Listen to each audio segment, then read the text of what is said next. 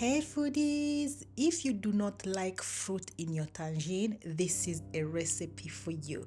Easy, delicious lamb tagine. Let's cook. So to cook this, we're going to start up with browning our meat. Just a little bit of olive oil on a pan. Heat this on a high heat and start adding in your meat pieces. I'm using neck of lamb with bone in because we know flavor is in the bones. So we are going to brown this until they are nice and brown on all sides. It takes about 2 to 3 minutes because the oil is hot. Okay, brown this. Do this in batches. You don't need to put all the meat in. If you do, it's gonna start steaming and release water, and we don't want that. Once it's brown to your liking, remove it, place aside, and then add in the rest of the meat.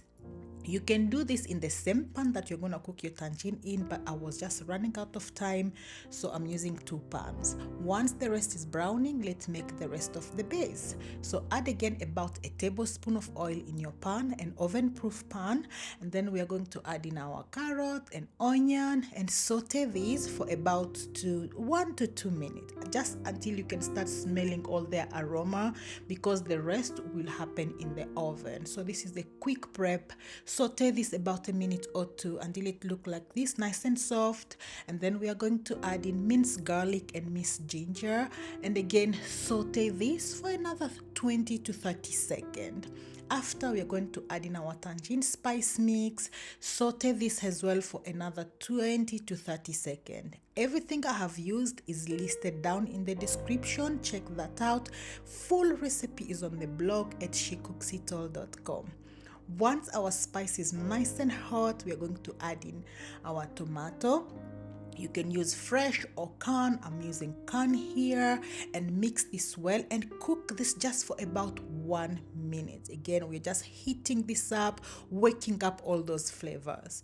1 minute later, we are now going to return our browned meat pieces in our pan, and once everything is nice and the meat are all in, you're going to mix this until it's all coated with this tomato flavor based goodness. Okay, mix this well until they are nice and coated, and then we are going to add in our cooked chickpeas.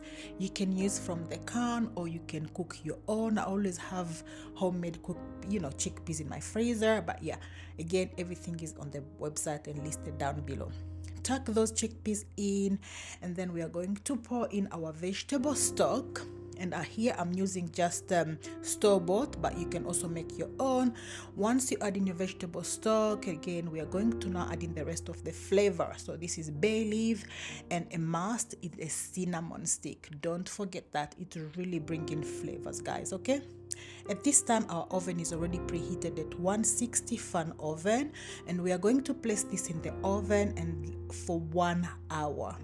If after 1 hour your meat is still hard, you can add another 20 minutes until it's tender to your liking. And here we have it, guys. Oh, so good. I hope you're inspired. Thank you for watching.